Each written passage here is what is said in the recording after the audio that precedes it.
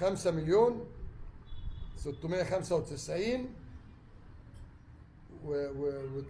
والدولار 41,000 اهو.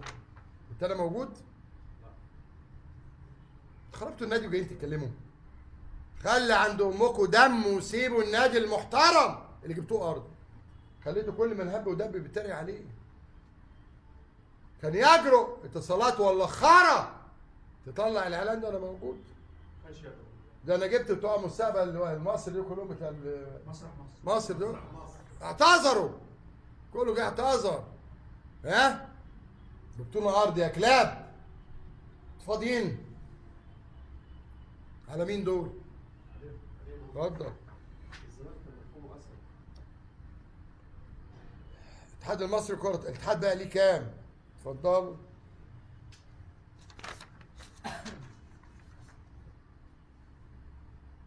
واحد وعشرين 22 مبلغ 6,715,000 9/12.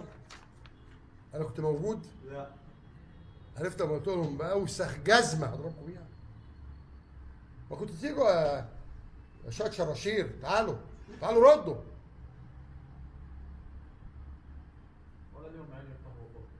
ليه ما بيطلعوا بيانات؟ مش عاملين بيانين طلعوا قدام كلهم انه كدابين. وعرفتوا خالد بوطيب. خالد بوطيب لسه امام عاشور اسمه. اتفضل.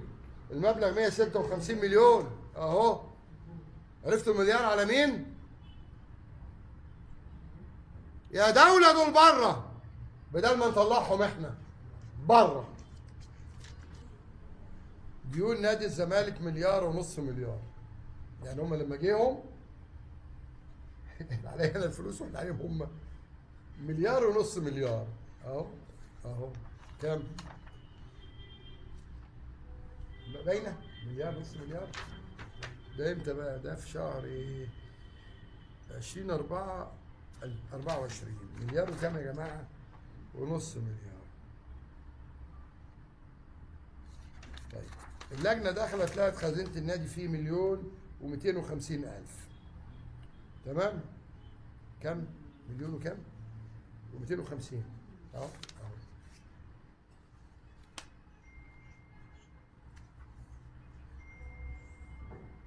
باينه. نعمل كده اهي. ابن المندوب. احنا عايزين نغير الصوره الذهنيه. ده في اليوم السابع كتب عمر انور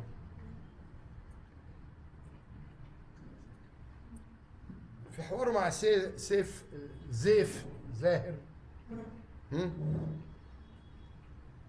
برنامج ملعب اون تايم تبع المتحده. طب نرد؟ لا مش هترد. ليه؟ ده انا في ظهر دولتي. لا لا لا لا لا لا. احنا ممدوح عباس مخلص كل حاجه معانا. مالكش كلام عندنا. طيب ايه بقى يا سي زيف؟ خزينه النادي لها فيها كام؟ 1,000,000 جنيه. لها فيها كام؟ 1,000,000 جنيه. افتكروا معايا بس. الزمالك يحتاج مليار كل سنه. ماشي. الهدف تغيير الصوره الذهنيه، لكن اهم حاجه نغير الصوره الذهنيه ونخسر كل البطولات مش مشكله. نعمل كده بقى.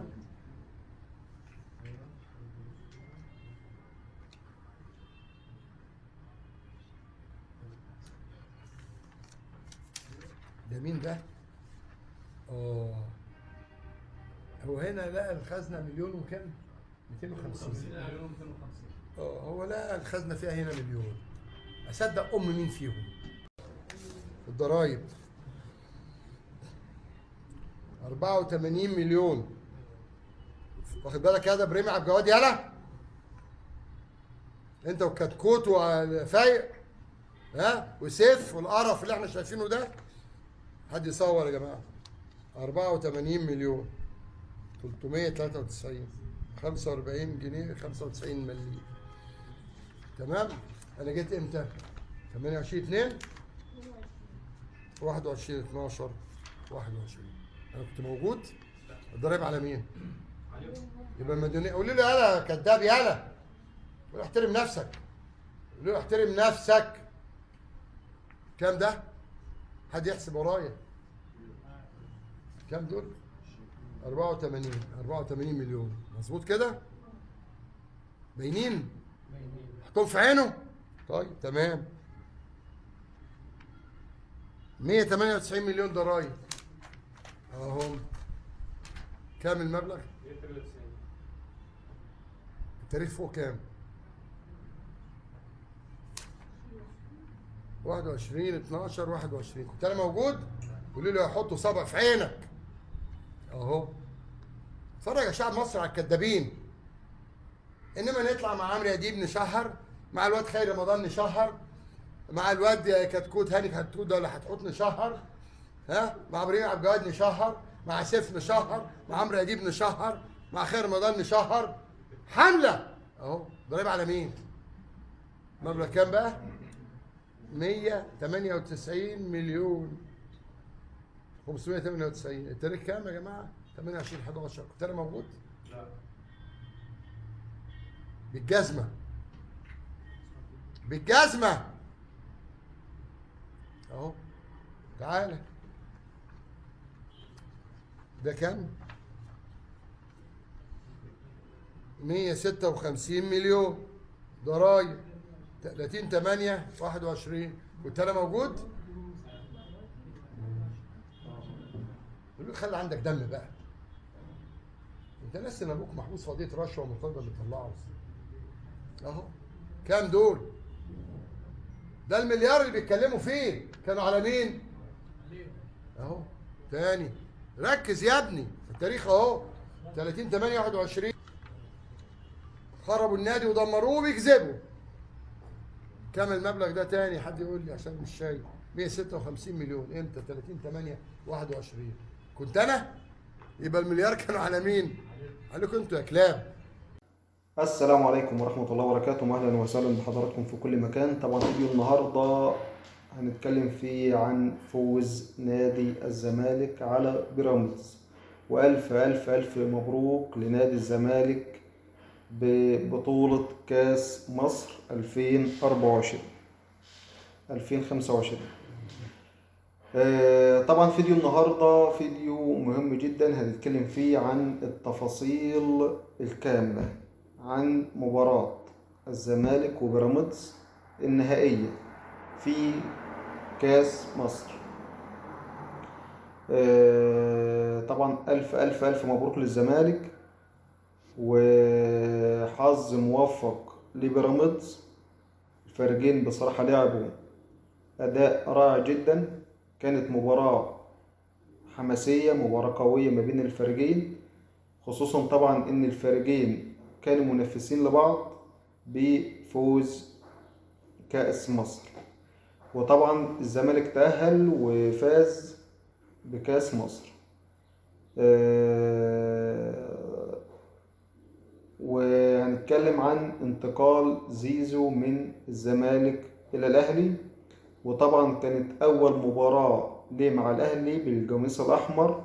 مباراة كانت في أمريكا، الأهلي مع باتوشكا المكسيكي، برضو أيضا كانت مباراة قوية جدا. وهنتكلم عن إدارة الزمالك بعد انتقال زيزو للأهلي.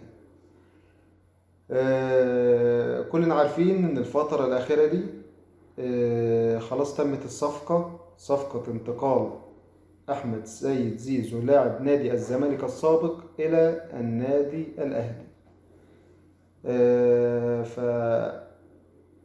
تصريحات زيزو قالت إن هو كان بقاله 5 سنين في الزمالك بس مستحمل عشان خاطر الجمهور، وطبعا رأيه يحترم جدا. وبعد كده طبعا انتقل للأهلي. هو شايف إن الأهلي فريق كبير، إدارة كويسة،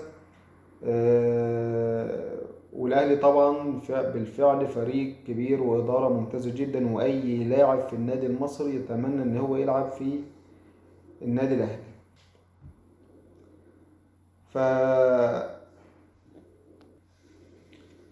وطبعا الأهلي في الدوري المصري كان بينه وما بين بيراميدز بس نقطتين، وكان طبعا يليهم المركز الثالث الزمالك في الدوري المصري.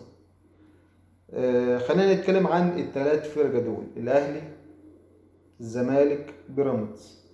ثلاثة ممتازين جدا، ثلاثة بينافسوا بعض، خصوصا ان مرات نلاقي بيراميدز بينافس الاهلي وبيكون فرق نقطتين بس زي ما شفنا، فده بيكون قريب جدا. الزمالك بيليه بالمركز الثالث، والزمالك فاز على بيراميدز في كاس مصر وخد كاس مصر. تمام، فيعني بيكون الفرق ما بينهم بسيط. طب هل العيب بتكون في الإدارة نفسها، في إدارة الزمالك، إدارة الأهلي، إدارة بيراميدز، ولا العيب في اللعيبة نفسها، ولا يعني أو نقدر نقول إن الثلاث فرقة دول بيكونوا منافسين وقويين لبعض فمفيش عيوب؟ يعني معنى كده إن مفيش عيوب، بس لما نيجي نقول فرق نقطتين او 4 نقاط او 5 نقاط فبيكون الموضوع قريب جدا. يعني لو الاهلي اتغلب او اتعادل مباراة وبيراميدز فاز، فكده خلاص بيراميدز يكسب 3 نقط والاهلي يخسر 3 نقط، فبالتالي بيراميدز هو اللي يتصدر للمركز الاول. فبيراميدز اللعبة فيه ممتازة جدا، كلهم طبعا اغلبهم طالعين من الاهلي برضو ايضا ادارة الاهلي ادارة قوية جدا، النادي نفسه قوي، الادارة ممتازة. الزمالك بيلعب في المباريات المهمة بصراحة يعني فوق الممتاز، وبيستهتر بالافرقة اللي هي مستواها قليل وللاسف بيخسر معاهم. يعني نشوف الدوري المصري بصراحة عجيب كتير يعني، وفي نفس الوقت بيحصل بعض المشاكل اللي بتكون ما بين انتقالات اللاعبين وما بين إدارة، مثلا إدارة الزمالك واللعيبة، أو شيكابالا ومعرفش مين والكلام اللي احنا كنا بنسمع عنه طبعا في الفترة الأخيرة. الدوري المصري بصراحة ممتاز جدا، الدوري المصري بالكامل، الأهلي، بيراميدز، الزمالك، الإسماعيلي، كله المجولين طبعا كلهم ما شاء الله ممتازين، ولكن في طبعا بعض النوادي فمحتاجة اهتمام شوي من الإدارة. فلو بالفعل في اهتمام وكده هنشوف الدوري المصري في حتة تانية. فألف ألف مبروك للزمالك، طبعا فاز على بيراميدز في كأس مصر، ونتمنى لهم طبعا كل التوفيق في المباريات القادمة، ونتمنى لزيزو إن شاء الله نشوفه كده في النادي الأهلي، يكون حاجة كبيرة ويكون هو ده مكانه الصح، وإن شاء الله أكيد بالفعل مستواه برضه هيبقى أحسن وأفضل،